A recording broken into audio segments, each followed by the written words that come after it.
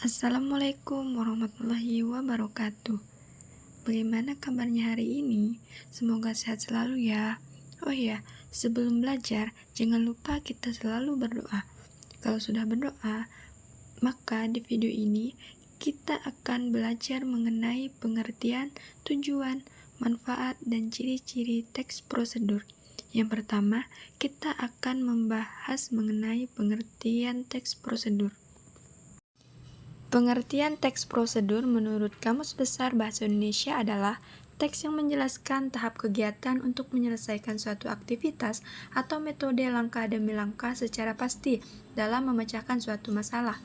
Menurut Sari dan Nuraidah, tahun 2020 halaman 9, teks prosedur adalah teks yang berisi cara, tujuan untuk membuat atau melakukan sesuatu hal dengan langkah demi langkah yang tepat secara berurutan, sehingga menghasilkan suatu tujuan yang diinginkan.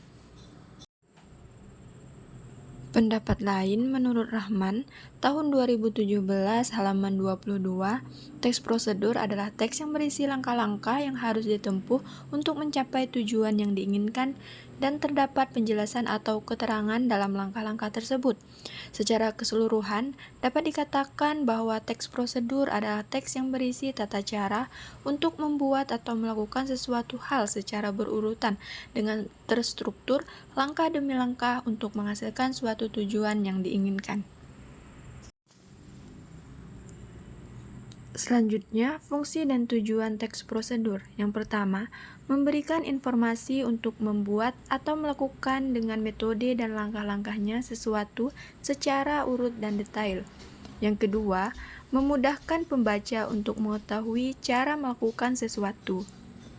Kemudian yang ketiga, menjelaskan mengenai tujuan melakukan suatu kegiatan dan cara termudah untuk melakukannya.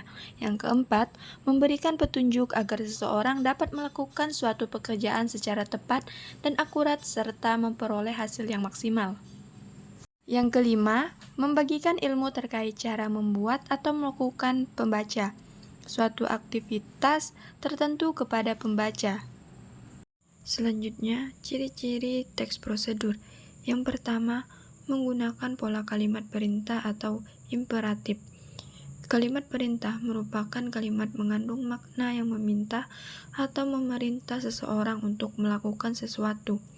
Yang kedua, menggunakan kata kerja aktif. Kata kerja yang memberikan suatu tindakan kepada objeknya. Yang ketiga, menggunakan kata penghubung atau konjungsi untuk mengurutkan kegiatan. Kata penghubung yang menyatakan waktu kegiatan yang hadir dan bersifat kronologis. Yang keempat, menggunakan kata keterangan untuk menyatakan rinci waktu, tempat, dan cara yang akurat. Gunanya menambah atau memberi keterangan pada kata lain. Yang kelima, menggunakan kalimat imperatif atau kalimat perintah sehingga pembaca bisa mengikuti apa yang diperintahkan pada sebuah teks. Yang keenam, menggunakan kalimat penghubung sehingga dari awal dan akhir teks saling terkait. Yang ketujuh, menggunakan kalimat langsung dan tidak langsung. Kedelapan, menggunakan kalimat saran dan larangan. 9. Menggunakan kriteria atau batasan tertentu. 10. Menggunakan kata keterangan. 11. Berisi pemberian informasi. 12. Berisi langkah yang terperinci. Ke-13. Menggunakan akhiran i dan kan. Contohnya, jangan lupa selalu sirami bunganya setiap hari. Lemparkan bola tersebut ke atas. Materi selanjutnya ada struktur dan ciri kebahasaan teks prosedur. Yang pertama, struktur. Bagian tujuan berisi tujuan dari pembuatan teks prosedur tersebut atau hasil akhir yang akan dicapai. Kedua, bagian langkah-langkah berisi cara-cara yang ditempuh untuk mencapai tujuan. Kemudian ada ciri kebahasaan. Yang pertama, terdapat kalimat imperatif, kalimat yang mengandung perintah. Kedua, terdapat kalimat deklaratif, kalimat yang berisi pernyataan. Kemudian yang tiga, terdapat kalimat interrogatif, pernyataan kalimat yang berisi. Keempat, Terdapat bilangan menunjukkan urutan-urutan angka. Yang kelima, partisipan manusia secara umum, semua manusia yang ikut serta dalam teks tersebut. Yang keenam, verbal material, verba atau kata kerja yang mengacu pada tindakan fisik. Yang ketujuh, verba tingkah laku, verba yang mengacu pada sikap yang dinyatakan dengan ungkapan verba, bukan sikap mental yang tampak. Kemudian yang kedelapan, konjungsi temporal, konjungsi yang mengacu pada urutan waktu sekaligus menjadi sarana kohesi teks. Yang kesembilan, menggunakan kata baku. 10. Menggunakan konjungsi syarat. Kemudian, cara menyusun teks prosedur dan menulis contoh teks prosedur. Yang pertama, cara menyusun teks prosedur. 1. Menentukan topik. Menentukan topik sama halnya dengan menentukan apa yang akan dibuat atau apa yang akan diselesaikan.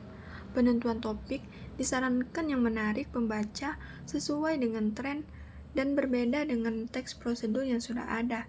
Ihwalnya, itu berguna agar pembaca maupun membaca teks prosedur dari awal sampai akhir.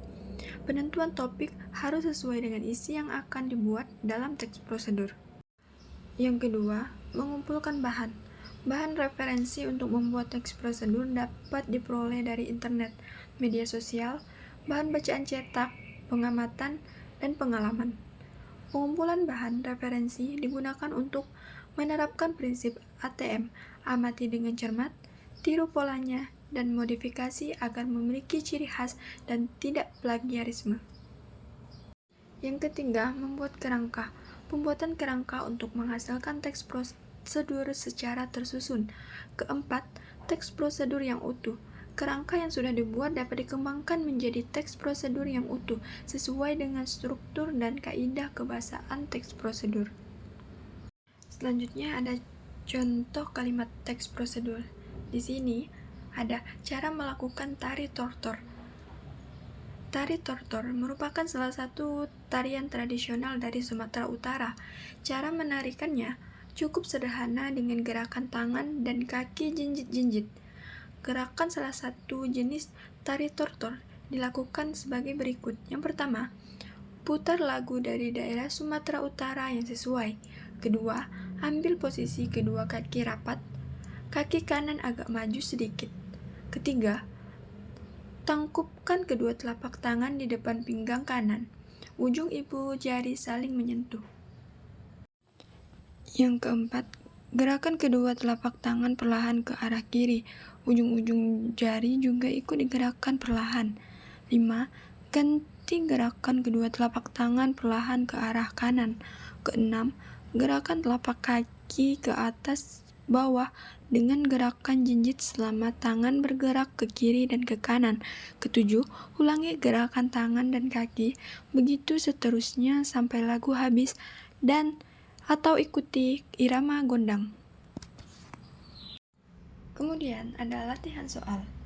Soal yang pertama, jelaskan dengan kata-katamu sendiri apa yang dimaksud dengan teks prosedur. Yang kedua, apa tujuan dari dibuatnya teks prosedur? Sebutkan minimal 2 tujuan yang kamu ketahui.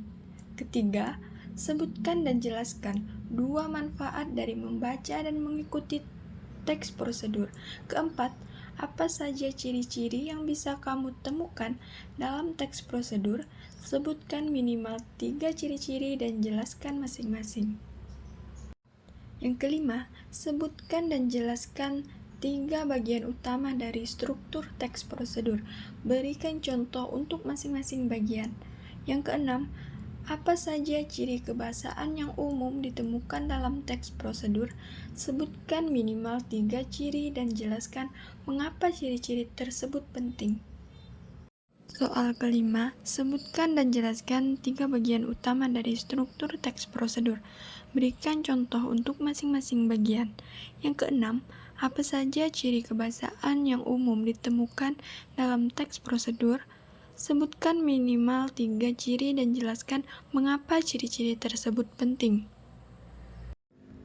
Ketujuh, Tuliskan langkah-langkah cara membuat smoothie buah favoritmu.